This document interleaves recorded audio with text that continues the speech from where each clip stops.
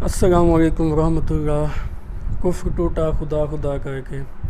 پچھلے 2-3 سال سے جو سوچے جا رہا تھا کہ آج جہلم کا چکر لگانا ہے، کر لگانا ہے، آخرکار 11 جون اس سنڈے کو ہم چلے گئے۔ اور بھی 4-5 دوست تھے۔ جانے کے مقصد 2-3 تھے۔ پہلا مقصد تو یہ تھا کہ علی بھائی کا پچھلے 2-3 سال سے بار بار انفورس کرنا کہ جی آپ ایک دفعہ جو میرا اسٹوڈنٹ ہے وہ ایک دفعہ لائف میں ادھر آئے میرے پاس، یہاں آ کے ماحول دیکھے، جو سوشل میڈیا پہ پروپیگنڈا ہوتا ہے جی ادھر ویسے ہوتا ہے ایسے ہوتا ہے، اور صحیح طریقہ بھی یہ ہوتا ہے کہ چیزوں کو صحیح پرکھنے کے لیے نا آپ خود وزٹ کریں، خود آبزرو کریں، ورنہ آپ جب تک آپ سنتے رہیں گے تو آپ کو بلیو ہی کرنا پڑنا ہے، یا ان کے حق میں لوگ جو بات کر رہے ہیں یا ان کے خلاف، کسی ایک کو تو صحیح سمجھنا پڑتا ہے۔ اور یوزلی بھی جس کو آپ فالو کر رہے ہوتے ہیں، جس کو آپ ٹھیک سمجھ رہے ہوتے ہیں، آپ اسی کے حق میں ہی بات قبول کرتے ہیں۔ تو دوسری وجہ یہ تھی کہ ایک پروپیگنڈا یہ بھی تھا کہ وہاں جو لوگ جاتے ہیں، وہاں جو کوشچن لیے جاتے ہیں وہ بہت سلیکٹیو ہوتے ہیں، اپنی مرضی کے سوال چند سلیکٹ کرتے ہیں وغیرہ وغیرہ۔ آپ کو پتہ ہے ہزاروں چینل ہیں جو پروپیگنڈا کر رہے ہیں۔ تو ہم یہاں سیٹرڈے والے دن پہنچ گئے تھے جہلم، اور ارادہ یہی تھا کہ صبح جو ناشتہ جو ہے نا وہ اکیڈمی سے ہی کیا جائے۔ تو 8:30 انٹرنس ٹائم لکھا ہوتا ہے، تو ہم لوگ 9 بجے ایگزیکٹ پہنچ گئے تھے دوستوں کے ساتھ۔ پہلے جاتے ہی سیکیورٹی اچھی تھی، یعنی جو بھی آپ میں سے کوئی بندہ جانا چاہتا ہے نا تو وہ یہ تسلی رکھے کہ سیکیورٹی کا اچھا انتظام ہے۔ 2-3 لیئرز بنائی ہوئی ہیں جہاں آپ کی تلاشی کی جاتی ہے مختلف طریقے سے، تو بری تسلی کے ساتھ ہی آپ کو انٹر کیا جاتا ہے۔ لیکن سیکیورٹی ود رسپیکٹ ہے،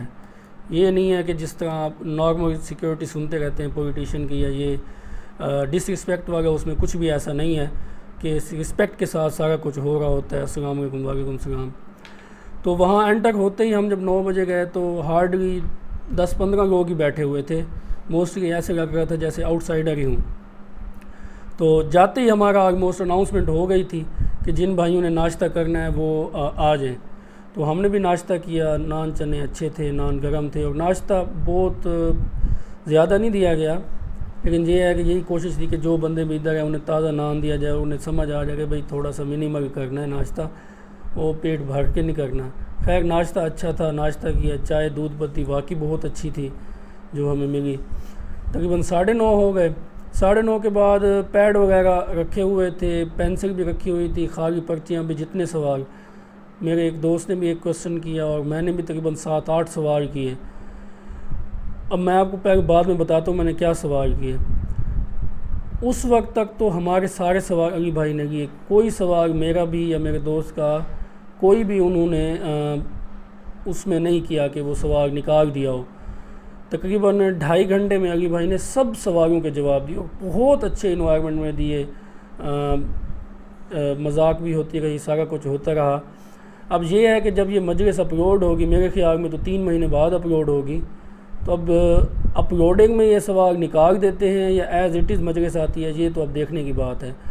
تو باقی 2 گھنٹہ 30-35 منٹ کی جو ریکارڈنگ تھی، اس میں سے جو کٹ ٹائم تھا وہ میرا نہیں خیال 10 منٹ سے زیادہ ہوں گے۔ 1-2 جگہ ٹیکنیکل گلیچ آئے، کیمرے کی بیٹری آؤٹ ہو گئی، یا باقی وہ جو آتے ہی جو انہوں نے پانی پیا یا جو تھوڑا سا ٹائم گیا وہی کٹنگ تھی، ورنہ جیسے مجلس ریکارڈنگ میں تو وہی لگ رہا تھا کہ ایز اٹ از جائے گی۔ اس میں کوئی جس طرح ہوتا ہے نا کہ جب کوئی چیز ریکارڈ ہو رہی ہوتی ہے اسٹوڈیو میں تو اس میں بہت زیادہ کٹنگ کی جاتی ہے بار بار، وہ کہیں بھی ان سے فمبل نہیں ہوا بولتے ہوئے، ایک بھی فمبل نہیں ہوا 2.5 گھنٹے میں۔ کوسچن بھی کوئی زیادہ نیو نہیں تھے، اصل میں ایک بندہ 15-18 سال سے جب کام کر رہا ہو، ایک ہی سوال بار بار آ رہے ہوں، اتنا کنٹینٹ ریکارڈ کرو، وہاں فمبل زیادہ ہونے بھی نہیں چاہیے اور تھا بھی نہیں۔ باقی ان کی پرسنالٹی جو کیمرے پہ نظر آتی ہے، وہاں پرسنالٹی میں زیادہ روب ہے، اور ماشاءاللہ اچھے سے وہ ملتے ہیں۔ جو فوٹو سیشن ہے اس میں بھی کوشش ان کی یہی ہوتی ہے کہ ایک ایک بندے سے پوچھا جائے بھی آپ کہاں سے آئیں، اور کندھے پہ ہاتھ رکھ کے،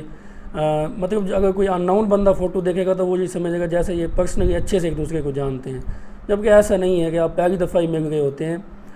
اب دوسری بات ہے کہ میں نے سوال کون کون سے کیے۔ میں نے مشکل سوال کیے تھے، ان کے جواب جب یہ مجلس نمبر 98 تھی، کیونکہ جو کل مجلس اپلوڈ ہوئی ہے وہ مجلس نمبر 80 ہے، اور جو 2 جنوری کو ریکارڈ ہوئی تھی، تو اب دیکھ رہے ہیں جون چل رہا ہے، تو 18 مجلس ہیں ابھی میرے خیال میں پیچھے ہیں، تو 5 سے 6 مہینے بعد جب یہ مجلس آئے گی تو میں ضرور انشاءاللہ نا وہ دکھاؤں گا آپ کو کہ علی بھائی نے جواب دیے ہیں یا اسکپ کر دیے ہیں۔ سوال میرا پہلا یہ تھا کہ آپ اکثر کہتے ہیں جی حنفیوں کا نماز جنازہ سنت کے مطابق نہیں ہے، جبکہ موطا امام مالک میں ابو ہریرہ سے وہ موجود ہے۔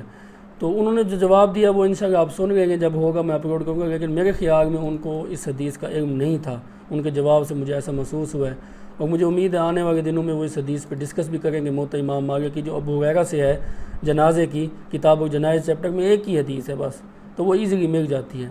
دوسرا سوال میرا یہ تھا کہ آپ قنوت وتر کو کہتے ہیں جو اللہم انا نستعینک کا، یہ ثابت نہیں ہے، تو یہ مصنف ابن ابی شیبہ میں تو روایات موجود ہے، آپ نے کبھی دیکھا ہے نہیں دیکھا؟ انہوں نے کہا اس کی سند ٹھیک نہیں ہے میرے علم کی حد تک، لیکن انہوں نے کہا میں نے اس کا 2016 میں ذکر کیا ہوا ہے، مگر میں نے نہیں سنا ہوا تھا۔ اس کے علاوہ میں نے جو 6409 حدیث ہے مسلم کی، جو ریسرچ پیپر 5B کے اندر بھی موجود ہے،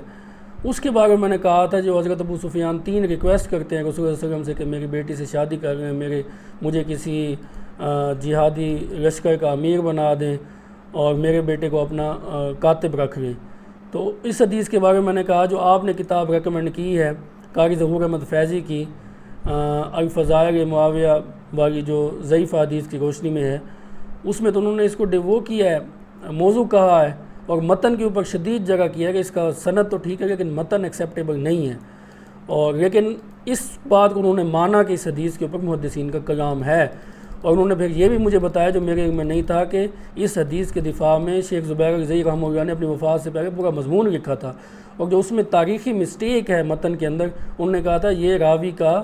وہم ہے، یہ باتیں درست ہیں لیکن یہ 3 مختلف ٹائم کی ہیں، مختلف وقت کی ہیں، لیکن انہوں نے اس نے ایک ہی وقت میں جمع کر دی ہیں۔ یہ سوال تھا۔ اس کے علاوہ میں نے رحیق المختوم کے حوالے سے کوشچن کیا کہ جو حضرت ابراہیم علیہ السلام نے حضرت حاجرہ، مجھے پتہ تھا کہ حاجر ہے لیکن وہ پھر میں نے کہا پڑھنے میں مسٹیک نہ ہو جائے کیونکہ مشہور حاجرہ ہے، تو میں نے بھی حاجرہ ہی لکھا۔ ان کو جو مکہ چھوڑ کے گئے تھے وہ دوسری بیوی کے پریشر کی وجہ سے تھا، تو انہوں نے کہا نہیں اللہ کے حکم سے تھا جو قرآن میں، لیکن ایک ریزن یہ بھی ہو سکتی ہے ظاہر ہے دوسری بیوی نے بھی فورس کیا ہوگا، اس کو بھی انہوں نے آلموسٹ دفاع ہی کیا۔ اس کے علاوہ میں نے یہ سوال کیا کہ جو حدیث ہے کہ بخاری کی کہ اگر ہوا نہ ہوتی تو کوئی عورت دغا نہ کرتی، اس کی انہوں نے تعویل کی، وہ تعویل آپ انشاءاللہ دیکھ لیں گے کہ وہ آپ کے لیے ایکسیپٹیبل ہے یا نہیں ہے۔ جب یہ میں ویڈیو لگاؤں گا تو انشاءاللہ ود ریفرنس JPG لگا دوں گا۔ پھر جو حدیث تھی نا، جو مشکل حدیث تھی کہ رسول صلی اللہ علیہ وسلم نے فرمایا کہ گرگٹ کو اسی لیے قتل کر دو کہ اس نے ابراہیم علیہ السلام کی جو آگ تھی اس کو بھڑکانے کے لیے پھونک مارے تھے، تو میں نے کہا یہ تو صحیح نہیں ہے۔ تو اس پر انہوں نے جواب دینے کے بجائے انہوں نے کہا جی ہم ایکسیپٹ کرتے ہیں رسول اللہ صلی اللہ علیہ وسلم نے جو فرما دیا ہے، یعنی اس حدیث کا انہوں نے کوئی خاص جواب نہیں دیا، ویل لیفٹ کر دیا۔ مجھے نہیں معلوم آنے والی ویڈیو میں کبھی وہ اس کو ڈسکس کریں گے یا نہیں کریں گے۔ اس کے علاوہ ایک اور سوال تھا کہ آپ کہتے ہیں جی رسول قتل نہیں ہو سکتے، قرآن مجید میں تو رسولوں کے قتل کا ذکر ہے، تو انہوں نے اس کی تعویل کی کہ جو رسول آتا ہے یہ بامعنی نبی کے معنوں میں آتا ہے، انٹرچینجیبل میننگ میں آتا ہے۔ پھر انہوں نے 3 ٹرمز کی خوبصورت وضاحت کی، کون کون سی ٹرم قرآن میں انٹرچینجیبل آتی ہیں۔ انہوں نے کہا رسول ایز اے ٹرم یہ نہیں آیا، یہ نبی کے معنوں میں ہے، لغوی معنوں میں آیا ہے۔ تو میرا موقف تو ابھی بھی مولانا اسحاق رحمہ اللہ والا ہے، وہ کافی مضبوط بھی ہے، وہ ابھی، لیکن ان کا موقف بھی زیادہ ویک نہیں تھا، اچھی انہوں نے اس کو وہ کیا۔ تو یہ میرے سوال تھے۔ تو جب بھی یہ مجلس نمبر 98 انشاءاللہ 11 جون والی ریکارڈ ہوگی تو ہم دیکھیں گے کہ یہ انہوں نے اس بات کے جوابات دیے ہیں یا نہیں دیے۔ باقی اینڈ میں یہی کہوں گا کہ it was a good experience. میں آپ سے بھی کہوں گا کہ آپ جائیں، اچھا ایک نیکی کا سفر بھی ہوتا ہے اور دوسرا وہاں ایک اچھا انوائرمنٹ ہوتا ہے، آپ بور نہیں ہوتے۔ تو جزاکم اللہ خیر و احسن الجزاء۔